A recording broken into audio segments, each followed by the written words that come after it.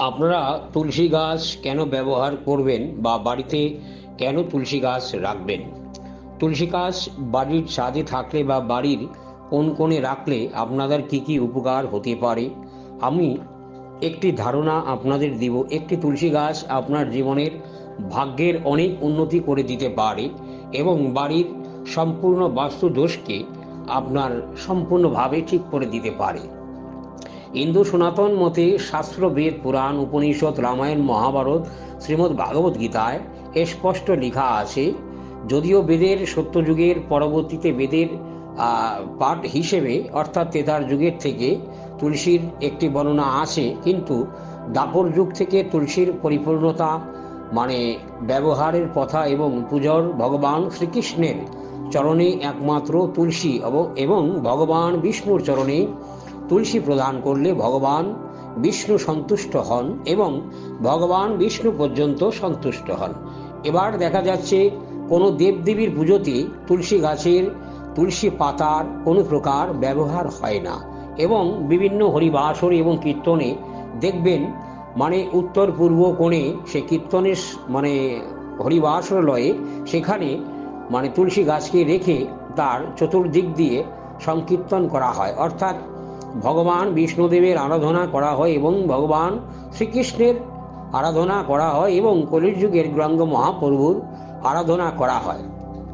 এবার তুলসীকে মা লক্ষ্মীর সাথে তুলনা করা হয়েছে এবং ভগবান শ্রীকৃষ্ণকে বিষ্ণুর সঙ্গে তুলনা করা হয়েছে, অর্থাৎ বিষ্ণুর আংশিক অবতার রূপে পৃথিবীতে এসছেন ভগবান শ্রীকৃষ্ণ পূর্ণ ব্রহ্মরূপে এবং তিনি অগাসুর এবং কাকাসুর এবং সম্পূর্ণ মানে হিন্দু ধর্মের সনাতন ধর্মের সিস্টেমটাকে পরিবর্তন করে দিয়েছেন এবং হিন্দু সনাতন ধর্মের তিনি সংবিধানকে সংশোধন করেছেন এবং ভগবান বিষ্ণুর অংশ অবতার রূপে ভগবান ব্যাসদেব তিনি পৃথিবীতে এসছেন, অর্থাৎ বিষ্ণুরই অংশস্বরূপ পৃথিবীতে এসছেন। এবার দেখা যাচ্ছে শ্রীমদ্ ভাগবত পুরাণে মা তুলসী দেবীর প্রশ্ন উল্লেখ আছেন এবং শ্রীমদ্ ভাগবত গীতায় উল্লেখ আছেন। এবার যে বাড়িতে বাস্তুর দোষ আছেন এবং বাড়ির ছাদের যে কোনো কোণে আপনি তুলসী গাছ ব্যবহার করতে পারেন, কিন্তু তুলসী গাছ বাড়ির যে কোনো কোণে যদি থেকে থাকে সেই ক্ষেত্রে কোনো প্রকার ক্ষতি হয় না এবং বিভিন্ন গাছের ক্ষেত্রে ভুল যদি জায়গায় দেয়া হয় তাহলে নেগেটিভ এনার্জি আসে, কিন্তু তুলসী গাছের ক্ষেত্রে সেটা সম্পূর্ণ পজিটিভ আছে। কিন্তু বেশি ফল আশাতীত পেতে গেলে উত্তর পূর্ব কোণ, উত্তর দিক এবং অগ্নিকোণে এবং ভগবান বিষ্ণুর অর্থাৎ তুলসী বেদির কাছে যদি তেলের প্রদীপ ধরানো হয় তাহলে ভগবান শঙ্কর এবং ভগবান শনিদেব সন্তুষ্ট হয় এবং তুলসী গাছের তলায় একটি প্রদীপ দিয়ে সেখানে ওম শ্রীকৃষ্ণায় বাসুদেবায় নমঃ অর্থাৎ ভগবান বাসুদেব পদ্মলোচন হরিরকে নিবেদন করা হয়।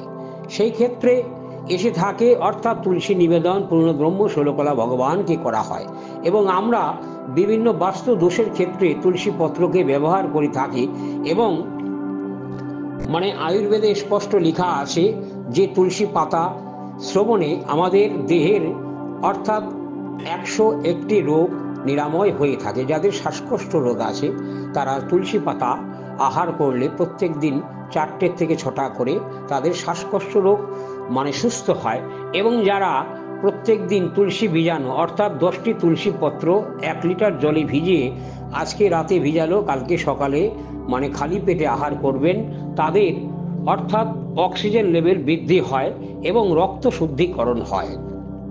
এবার যাদের হার্ট, লিভার, কিডনি, প্যানক্রাইটিসের সমস্যা আছে এবং কিডনি জাতক যাদের রোগ আছে এবং প্রত্যেক দিন তুলসী পাতা মানে সেবনে তার কিডনির রোগ মানে সমাধান হয়ে থাকে এবং প্রত্যেক দিন তুলসী পাতা আহারে সর্দি, কাশ, জ্বর, আমাশা, পেটের যে কোনো সমস্যার সমাধান হয়ে থাকে।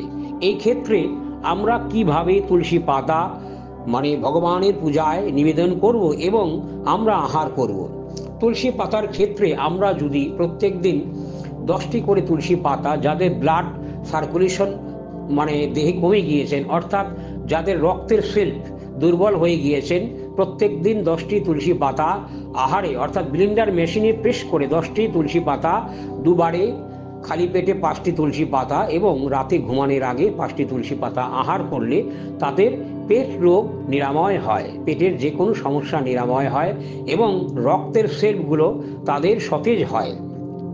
আমি কিন্তু সম্পূর্ণ সায়েন্টিফিক, এটা কোনো ব্যক্তিগত যদিও ধার্মিক গ্রন্থ থেকে আমি নিয়েছি এবং সম্পূর্ণ বিষয়টা হচ্ছে বিজ্ঞানসম্মত এবং সায়েন্টিফিক বিষয় আছে। এবং যারা কেমিস্ট্রির উপরে গবেষণা করেছেন তাদেরকে আপনি প্রশ্ন করে দেখবেন, তুলসী পাতা এবং পুদিনা পাতা একসাথে শ্রবণ করলে পেটের রোগ, আমাশা জাতীয় এবং কিডনির রোগ সমস্যার সমাধান হয় এবং লিভার পরিষ্কার হয়ে থাকে। যাদের ফ্যাটি লিভার আছে তারা তুলসী পাতা এবং পুদিনা পাতা আহার করলে তাদের কিন্তু সুন্দরভাবে ফ্যাটি লিভার এবং স্টোমাক জনিত যে প্রবলেমগুলো আছে সেগুলো কিন্তু সলভ হয়ে যায়। আবার একই জিনিস তুলসী পাতা, যাদের রক্তে লোহিত কণিকা কম আসে এবং রক্ত সৃষ্টিটা কম হয়, সেই ব্যক্তিরা প্রত্যেক দিন 10 থেকে 15টা তুলসী সেবনে তাদের রক্তের সেলগুলো সতেজ হয় এবং ব্লাড সার্কুলেশন বৃদ্ধি পেয়ে যায়। এবং দেখা যাচ্ছে প্রত্যেকটা মানুষ আমরা শ্রাবণ দিয়ে স্নান করে আমাদের উপরটাকে পরিষ্কার করে থাকি, কিন্তু দেহের ভিতরে যে যন্ত্রাংশগুলো আছে অর্থাৎ হার্ট, লিভার, কিডনি, প্যানক্রিয়াটিস আমরা পরিষ্কার করতে পারি না। অর্থাৎ তুলসী পত্র সেবনে অর্থাৎ আমাদের ভিতরে প্রত্যেকটা মানুষের ভিতরে যে টক্সিন আছে টক্সিন বের হয়ে যায়।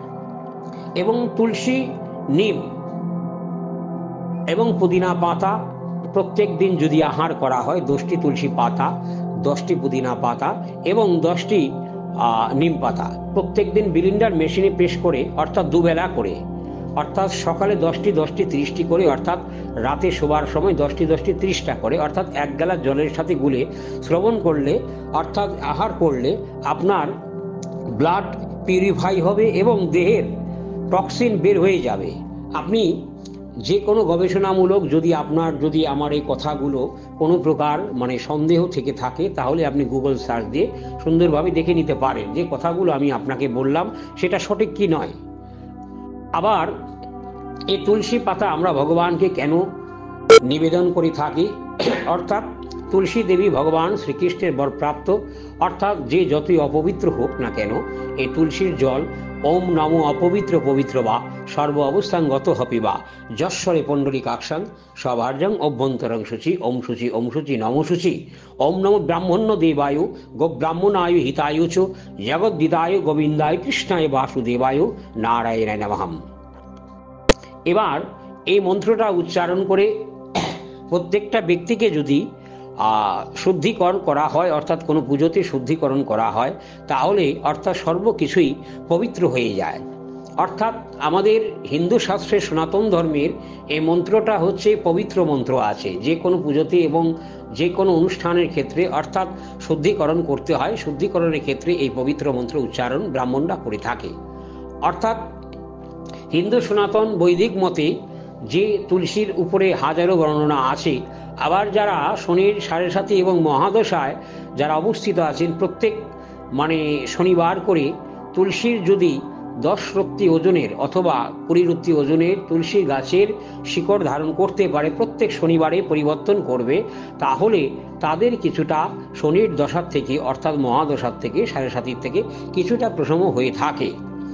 এবং তুলসী গাছে প্রত্যেক দিন যদি জল ঢেলে এই ওম নমো অপবিত্র পবিত্র বা সর্ব অবস্থাঙ্গত হবিবা যশ্বরে পণ্ডরিকাক্ষাং সভার্যং অভ্যন্তরং শুচি ওম শুচি ওম শুচি নম শুচি, অর্থাৎ এই মন্ত্রটা পাঠ করে যদি তুলসীতে জল ঢালা হয় অর্থাৎ সূর্য উদয়ের পরবর্তীতে, তাহলে ভগবান সূর্যদেব সন্তুষ্ট হন এবং ভগবান শ্রীকৃষ্ণ সন্তুষ্ট হয়ে তিনি ভগবান শনিদেবকে আদেশ করেন যে আমার ভক্ত যে তুলসী গাছে তিনি জল প্রদান করেছেন এবং বৈদিক মন্ত্র উচ্চারণ করেছেন পবিত্র মন্ত্র, তাকে তোমার গ্রহে প্রভাব হইতে তুমি তাকে মুক্তি প্রদান করো। এবং আমরা এরকম শাস্ত্রের থেকে হাজারো প্রমাণ দিতে পারবো এবং যে কোনো ব্যক্তি আমি যে কথাগুলো বলছি আপনি সুন্দরভাবে এই জিনিসটা আপনি প্রয়োগ করে দেখুন। এবং তারপরে দেখা যাচ্ছে তুলসীতে জল দিয়ে এবং ভগবান সূর্যদেবকে সেই জলের অর্ঘ্য প্রদান করবেন ওম জবাকুসুম সংকাশ্যং কাশ্যপ্রিয়াং মহাদ্রুতিম দ্রন্তরিং সর্ব পাপগ্ন পুনতস্মি দিবাকরম। এবার এই দিবাকর সূর্যকে যদি ওই তুলসী গাছের অর্ধেক জল প্রদান করেন, সেটা মানে সঙ্গে সঙ্গে ভগবান সূর্যদেব ভগবান শ্রীকৃষ্ণের চরণে তিনি পৌঁছে দেন। অর্থাৎ তার যে দেব রথ আছেন, অর্থাৎ রথের গদিতে তিনি সুন্দরভাবে ভগবান শ্রীকৃষ্ণের কাছে পৌঁছে দেন। অর্থাৎ আমরা হিন্দু সনাতন মতে ভগবান সূর্যদেবকে আমরা আদি পুরুষ বলে থাকি। অর্থাৎ ব্রহ্মাণ্ড সৃষ্টি হওয়ার আগে, অনন্ত কোটি ব্রহ্মাণ্ড সৃষ্টি হওয়ার আগে ভগবান সূর্যদেবের সৃষ্টি হয়েছে। অর্থাৎ শ্রীমদ্ ভাগবত গীতায় দেখবেন মন্থনকাল সম্পূর্ণ উল্লেখ করা আছে। 1 মন্থনকাল, 2 মন্থনকাল, শতমন্থনকাল এবং 10 মন্থনকাল এবং সহস্র মন্থনকাল। অর্থাৎ 1 মন্থনকাল হয় 4 যুগে, যার জন্য সত্য তেতার দাপর করি এই 4টি যুগে 1 মন্থন কাল হয়। এবং এই শতমন্থন কাল আগেও ভগবান সূর্যদেব ছিলেন। অর্থাৎ গর্ভধক্ষসাই ক্ষীরোৎসাই মহাবিষ্ণু, যিনি অনন্ত নিদ্রায় নিদ্রিত সমস্ত ব্রহ্মাণ্ডের অবস্থিত আছেন, তিনি একমাত্র তিনি এই সূর্যদেবকে সৃষ্টি করেছেন। অর্থাৎ বিষ্ণুর কাছ থেকে, ভগবান বিষ্ণুর কাছ থেকে সূর্যদেবের সৃষ্টি হয়েছে। এবার সূর্যের পূজা করলে ভগবান শ্রীকৃষ্ণ সন্তুষ্ট হন এবং ভগবান বিষ্ণু মহাবিষ্ণু সন্তুষ্ট হন। অর্থাৎ ভগবান বিষ্ণুর যদি আপনি আরাধনা করেন, মহাবিষ্ণুর, তাহলে কোনো প্রকার গ্রহের প্রভাব থেকে আপনাকে প্রভাবিত করতে পারবে না, সর্বগ্রহ শান্ত থাকবে। অর্থাৎ অ্যাস্ট্রোলজির ভাষায় যেটাকে শনির মহাদশা এবং অন্তর্দশা প্রত্যন্ত দশা বলে থাকে এবং 7.5 ঢাইয়া বলে থাকে, সেখান থেকে মুক্তি পেতে বিনা অর্থে বিনা খরচে আপনি এই উপায়টা করে আমাদের এই হিন্দু সনাতন বৈদিক শাস্ত্রের এই বিভিন্ন গাছের উপরে ছোট ছোট টোটকা প্রয়োগ করে আপনি সুন্দরভাবে আপনি এই টোটকা প্রয়োগ করে জীবনের উন্নতির পথে আপনি বাধা কাটিয়ে দিতে পারেন। আমাদের এই রত্নজ্যোতি রায়গঞ্জ চ্যানেলটিকে আমরা সুন্দরভাবে আপনাদের কাছে সুন্দর সুন্দর ভালো ভালো ভিডিও পৌঁছে দেব। যদি আপনারা দয়া করে আমাদের এই চ্যানেলটাকে সাবস্ক্রাইব করেন, তাহলে আমরা বেশি করে আপনাদের কাছে সুন্দর বিনা অর্থে বিনা খরচে রেমেডি পৌঁছে দেব, যাতে আপনারা ছোট ছোট উপায়ে বিনা অর্থ খরচে, অর্থাৎ 2-4 টাকা খরচা করে আপনাদের জীবনের অর্থনৈতিক উন্নতি, আধ্যাত্মিক উন্নতি, বাস্তু দোষ হইতে সুন্দরভাবে মুক্তি পেতে পারেন। এবার ভাগবত পুরাণে বলা হয়েছে তুলসীকে দেবী অর্থাৎ শ্রীমতী রাধিকা এবং মা লক্ষ্মীকে তার তুলনা করা হয়েছে তুলসী লক্ষ্মী, এবং লক্ষ্মী হচ্ছে তুলসী, এবং বিষ্ণু পত্নী মহালক্ষ্মী তিনি হচ্ছেন তুলসী এবং তিনি হচ্ছেন তুলসী দেবী এবং মা মহালক্ষ্মী, এবং বৃন্দাবনের শ্রীমতী রাধিকা তিনি হচ্ছেন তুলসী, তিনি হচ্ছেন আবার রাধিকা। আবার রুক্মিণী দেবীকেও বলা হয়েছে তিনি হচ্ছেন স্বর্গের মহালক্ষ্মী এবং তুলসী দেবী হচ্ছেন তিনি মহালক্ষ্মী। অর্থাৎ ব্রহ্মাণ্ডের জগৎ নীলায় নীলিত জগৎ, তিনি এক চিন্ময় সত্তা। চণ্ডীতে বলা হয়েছে তিনি এক চিন্ময় সত্তার আদির সনাতনী ব্রহ্মরূপা নারায়ণী বিষ্ণুর বিষ্ণায়নী। তুমি কে সে ব্রহ্মা বিষ্ণু মহেশ্বরকে সৃষ্টির আদিতে সৃষ্টি করিয়াছ। হে আদিমাতা জগদীশ্বরী জগদম্বে দুর্গে দুর্গতি নাশিনী, তোমাকে বারবার নমস্কার। অর্থাৎ এই আদ্যাশক্তি যোগমায়া অর্থাৎ দুর্গে দুর্গতি নাশিনী তিনি মহামায়া নন, তিনি হচ্ছেন যোগমায়া, অর্থাৎ তিনি যোগসূত্রের কাছ থেকে এসছেন এবং এই যোগসূত্রের কাছ থেকে ভগবান শ্রীকৃষ্ণ তিনি কিন্তু মাতৃগর্ভে জন্ম হননি, অর্থাৎ যোগসূত্র ধরে পৃথিবীতে তিনি এসছেন ব্রহ্মাণ্ডের থেকে ডাইরেক্ট পাওয়ার পূর্ণ ব্রহ্মরূপে। যার জন্য আমাদের এই চ্যানেলটাকে যদি আপনারা সুন্দর করে সাবস্ক্রাইব করে দেন, তাহলে সুন্দরভাবে আমরা বিভিন্ন বৈদিক মানে শাস্ত্র পুরাণ বেদ উপনিষদ রামায়ণ মহাভারত শ্রীমদ্ ভাগবত গীতার থেকে আমরা বিভিন্নভাবে অংশভাবে মুখস্থ করে আপনাদের কাছে আমরা উপস্থাপনা করবে। নমস্কার।